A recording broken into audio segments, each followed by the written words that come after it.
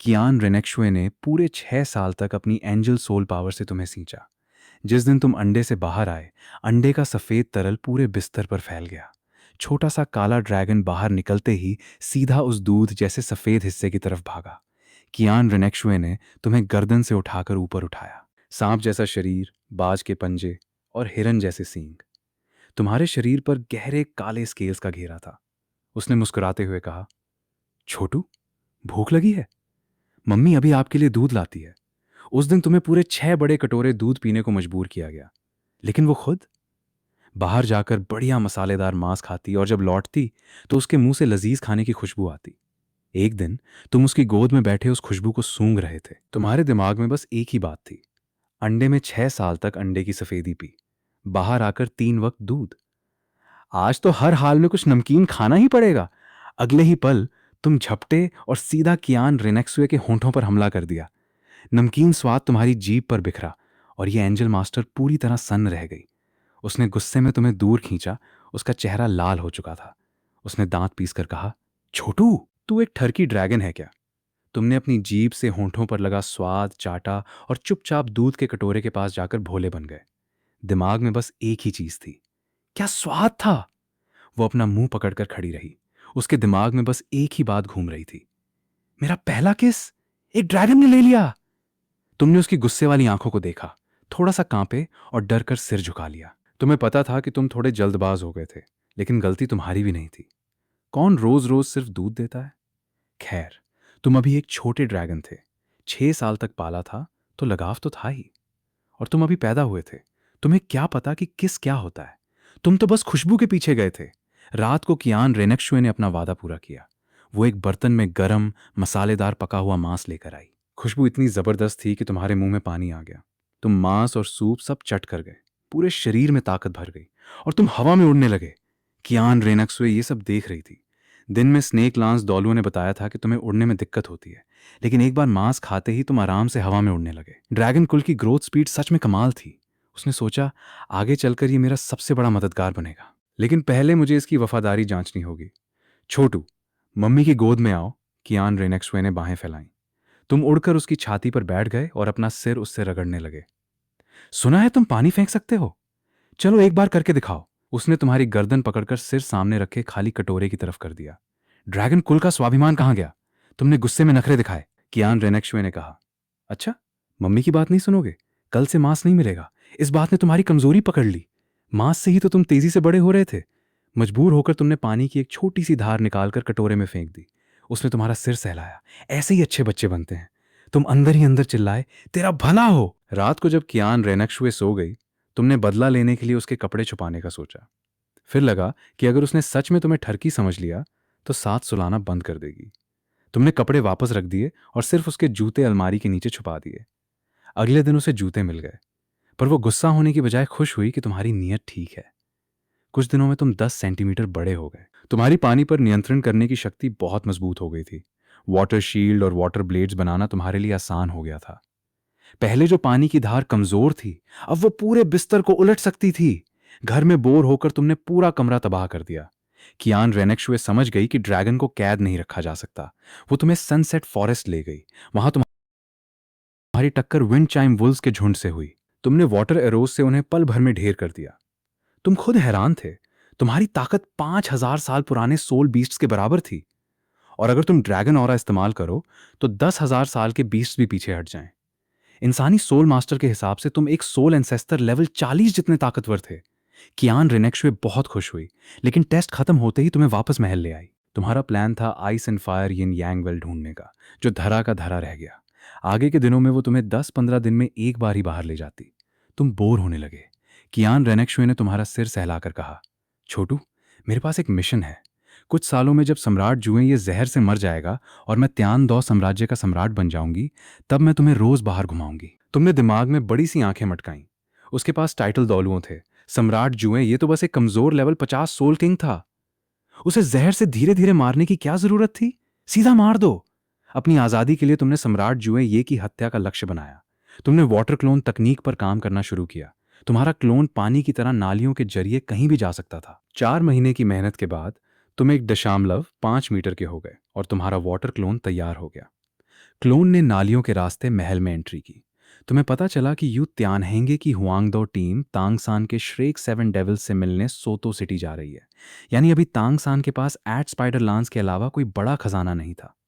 Ice and fire well को हथियाने का ये सही मौका था। रात को जब सम्राट जुए ये नहाने गया, तुम्हारा वाटर क्लोन पानी के साथ पूल में मिल गया। सम्राट जैसे ही पानी में बैठा, पानी एक तेज धारदार तलवार में बदल गया। एक ही पल में उसका सिर धड़ से अलग हो गया। पूरे पूल में खून फैल गया, महल में हड़कंप मच गया। कियान रेनेक्शुए ये खबर सुनकर सन्न रह गई। उसका प्लान खराब हो चुका था। वो तुरंत वहां पहुंची, लेकिन घाव देखकर वो और स्नेक लांस दौलुओं समझ नहीं पाए कि ये किस हथियार से हुआ है। मास्टर, अब हम क्या करें? टाइटल दौलुओज ने पूछा। कियान रेनेक्शुए ने कहा, मैं इतने साल छुप कर बैठी रही, अब पीछे नहीं हट सकती। मेरे गुरु निंग फैंगजी से संपर्क करो, मुझे सम्राट बनना है। Ning Fangji seven treasure glaze tile sect master हमेशा से अपने सेक्ट को नंबर 1 बनाना चाहता था। जुए चिंघे कियान रेनेक्शुए का गुरु होने के नाते वो उसे तख्त पर बैठाने में पूरी मदद करता। कियान रेनेक्शुए का इरादा तो यही था कि जुए चिंघे कियान रेनेक्शुए के सम्राट बनते ही वो उसे अपनी उंगलियों पर नचाएगा। सम्राट जुए ये की हत्या की खबर जंगल की आग की तरह फैल गई। पूरा देश शोक में डूब गया।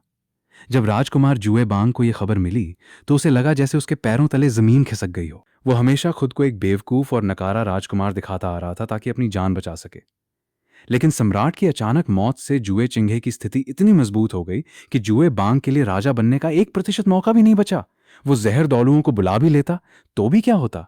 जुए चिंघे तो निंग फैंगजी का शिष्य था, उससे मुकाबला करना जुए बांग के बस की बात ही नहीं थी। तुम्हें तो अच्छे से पता था कि अगर असली कहानी में तांग सान टांग न अड़ाता तो ये जुए बांग जिंदगी भर तख्त पर नहीं बैठ पाता।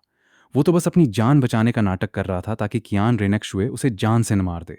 उसकी ये हालत देखकर तुम्हारे दिल को बड़ा सुकून मिला। महज 3 दिनों के भीतर कियान रेनेक्शुए सफलतापूर्वक सम्राट बन गई और तुम्हें अपने शाही कमरे में ले आई। अब तुम्हारे घूमने फिरने की जगह काफी बढ़ चुकी थी।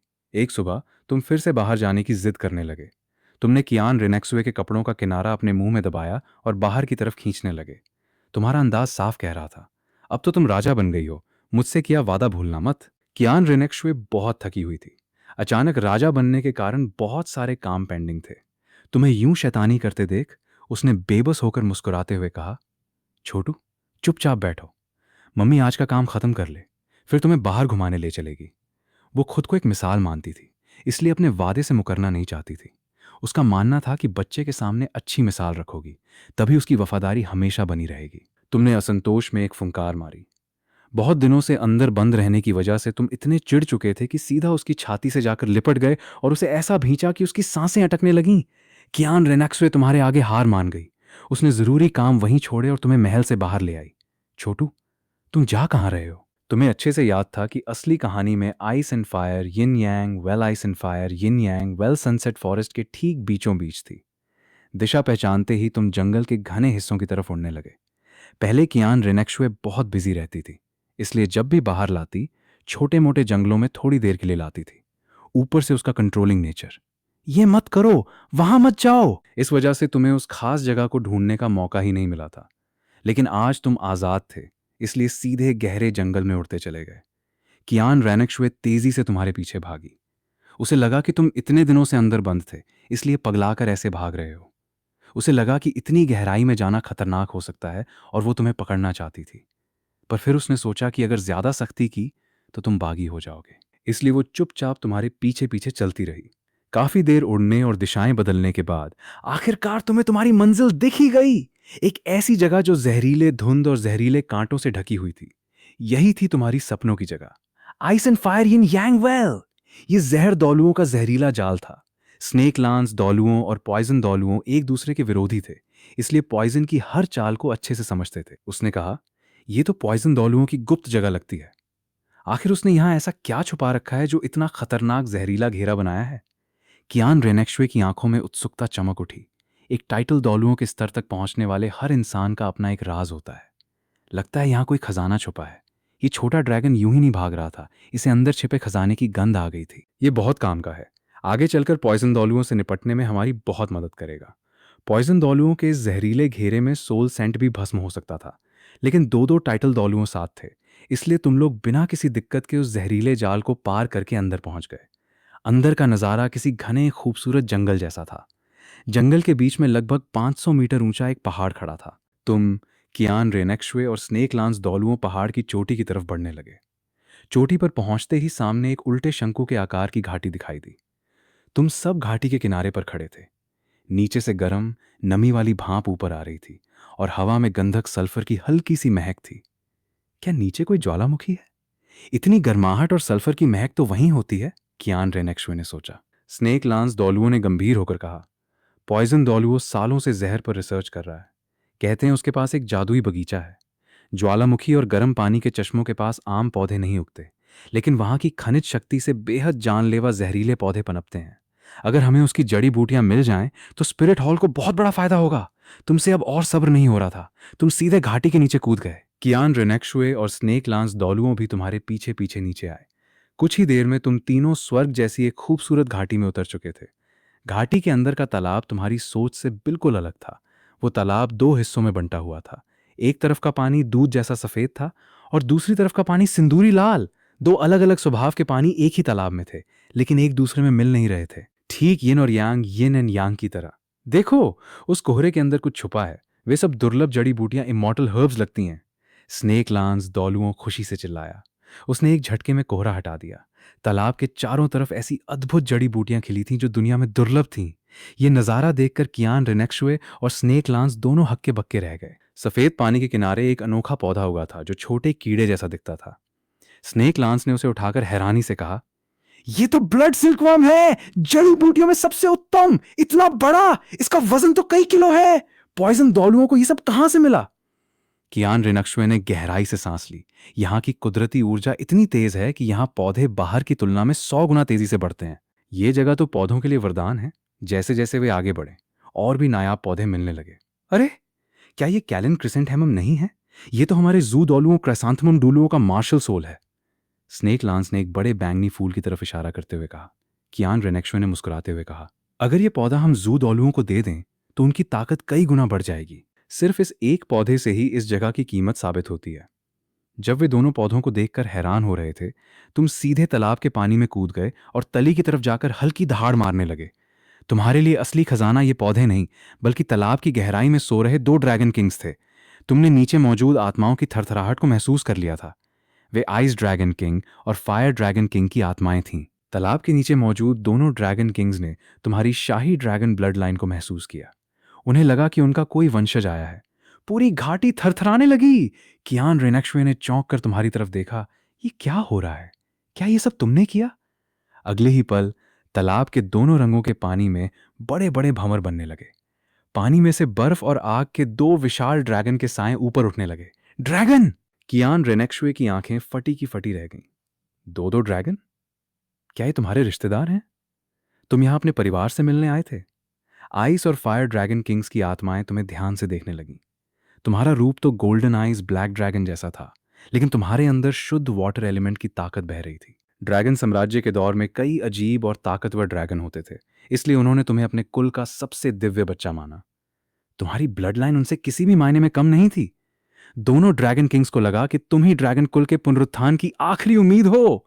बिना किसी हिचकिचाहट के दोनों ड्रैगन किंग्स ने अपनी पूरी जिंदगी की कमाई और अपनी सच्ची ड्रैगन कोर तुम्हें सौंप दी। दोनों ड्रैगन कोर तुम्हारे शरीर में समा गई। आइस ड्रैगन की शक्ति ने तुम्हारी नसों को अमर बना दिया और तुम्हारी ताकत एक झटके में आसमान छूने लगी। वहीं फायर ड्रैगन की कोर ने तुम्हारे माथे पर लाल कमल जैसा एक शानदार निशान बना दिया, जो मुसीबत के वक्त तुम्हारी रक्षा करने वाला था। इतनी बड़ी कृपा मिलने के बाद तुमने उनकी हड्डियों या अवशेषों को हाथ नहीं लगाया। तुम उनकी शांति में खलल नहीं डालना चाहते थे। वैसे भी उनकी हड्डियों की शक्ति ही इस तालाब को जिंदा रख रही थी। कियान रेनेक्सुए तुम्हें देखकर खुशी से फूले नहीं समा रही थी। अब तुम्हारा शरीर 2 मीटर लंबा हो चुका था। पहले 1 मीटर से 1.5 मीटर होने में तुम्हें 6 महीने लगे थे, और यहां पल भर में तुम इतने बड़े और ताकतवर हो गए। छोटू, तुम तो सच में मम्मी के लकी चार्म हो। कियान रेनेक्सुए ने हंसते हुए तुम्हारा सिर पकड़ा और तुम्हारे माथे पर चूम लिया। वो महसूस कर सकती थी कि यहाँ की जड़ी बूटियां कितनी जादुई थीं। अगर इन्हें स्पिरिट हॉल के बुजुर्गों को दिया जाए तो उनकी उम्र और ताकत दोनों बढ़ जाएगी।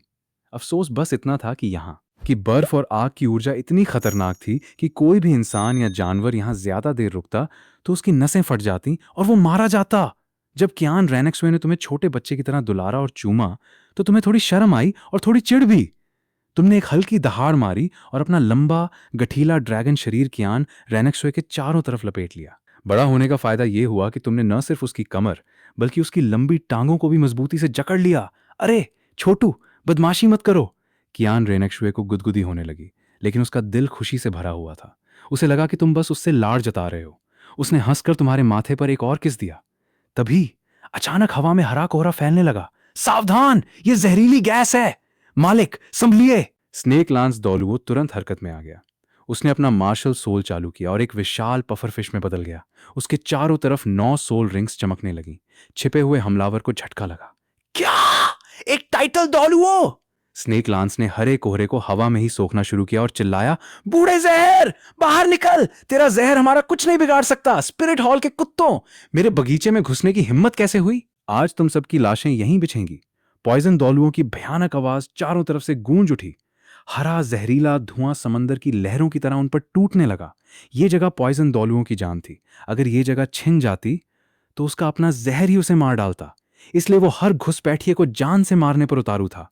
कियान रेनेक्शुए ने तुम्हें अपनी छाती से कसकर चिपका लिया। उसके पीछे चमचमाते एंजेलिक विंग्स खुल गए। पवित्र रोशनी ने पूरी घाटी को रोशन कर दिया और उसके एंजल डोमेन ने उस जहरीली गैस को बाहर ही रोक दिया। उस जाने पहचाने एंजल मार्शल सोल को देखकर पॉइजन दौलुओं का चेहरा पीला पड़ गया। कियान परिवार के लोग, ये तो बहुत बड़ी मुसीबत हो गई। लेकिन वो जानता था कि अब पीछे हटने का रास्ता नहीं है। अगर स्पिरिट हॉल को उसकी कमजोरी का पता चल गया तो वो मारा जाएगा। वो मौत से नहीं डरता था। जो भी उसके रास्ते में आएगा, चाहे वो एंजल ब्लड लाइन ही क्यों ना हो, उसे मरना ही होगा।